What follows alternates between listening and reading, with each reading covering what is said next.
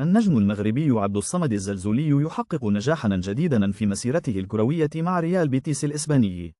توج الزلزولي بجائزة أفضل لاعب في صفوف فريقه لشهر أبريل الماضي. هذا التتويج هو مكافأة مستحقة للأداء الرائع الذي قدمه خلال الفترة الأخيرة. يعزز هذا الإنجاز مكانة الزلزولي مع فريقه قبل التحضير لكأس العالم 2026. الجائزة تعكس التطور المستمر للاعب المغربي في الدوري الإسباني. ما رأيكم في مستوى الزلزولي مع ريال بيتس هذا الموسم؟ وهل تعتقدون أنه سيظل عنصرا أساسيا في الفريق الإسباني؟ شاركونا آراءكم في التعليقات. النجم المغربي عثمان معمى يخطف الأضواء في الدوري الإنجليزي. بصم النجم المغربي الصاعد عثمان معمى على موسم استثنائي بقميص نادي واتفورد الإنجليزي، ليتوج بجائزة أفضل لاعب شاب في صفوف الفريق هذا الموسم بعد أداء متميز. تألق معمى كان ملفتا للأنظار وحقق إنجازا كبيرا في مسيرته الكروية الناشئة. تتويج مستحق لموسم رائع وأداء استثنائي من الموهبة الشابة المغربية. إنجاز يضاف إلى سجل النجوم المغاربة المتألقين في الدوريات الأوروبية.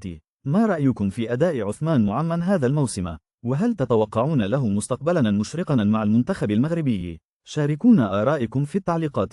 الدولي المغربي سفيان الكرواني يدلي بتصريح مهم حول مستقبله الكروي. أبدى اللاعب تحفظا شديدا بخصوص الأخبار المتداولة مؤخرا، والتي ربطت اسمه بانتقال وشيك إلى نادي القادسية السعودي خلال فترة الانتقالات المقبلة الميركاتو. الكرواني لم يؤكد ولم ينفي الخبر بشكل قاطع، مما يترك مجالا للتكهنات حول مصيره في النادي الحالي. ما رأيكم؟ هل تعتقدون أن انتقال سفيان الكرواني إلى الدوري السعودي سيكون خطوة جيدة لمستقبله؟ شاركونا آراءكم في التعليقات. كشف الإيطالي جيان بييرو جاسبريني المدير الفني لنادي روما عن أسباب تراجع مستوى الدولي المغربي الشاب نائل العيناوي.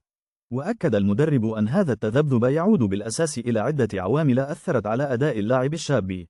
من الطبيعي أن يمر اللاعبين الشباب بفترات تقل فيها وتيرة تطورهم، خاصة مع الضغط الكبير. لكن الخبر الجيد هو أن العيناوي يتمتع بالموهبة والإرادة للعودة إلى مستواه المعهود. ما رأيكم في مستقبل نائل العيناوي مع المنتخب المغربي والنادي الإيطالي؟ تلقى منتخب المغرب وجماهيره صدمة قوية بعد تأكد غياب المهاجم الشاب حمزة إكمان عن الميادين لفترة طويلة، حيث عاد مؤخرا إلى مركز تدريبات فريقه الفرنسي نادي ليل. هذا الغياب يثير الكثير من التساؤلات حول مستقبل مشاركته مع المنتخب المغربي. هل ستؤثر هذه الإصابة على حلم المغرب في كأس العالم؟ ما رأيكم في تأثير غياب إكمان على أداء المنتخب؟ شاركونا آراءكم.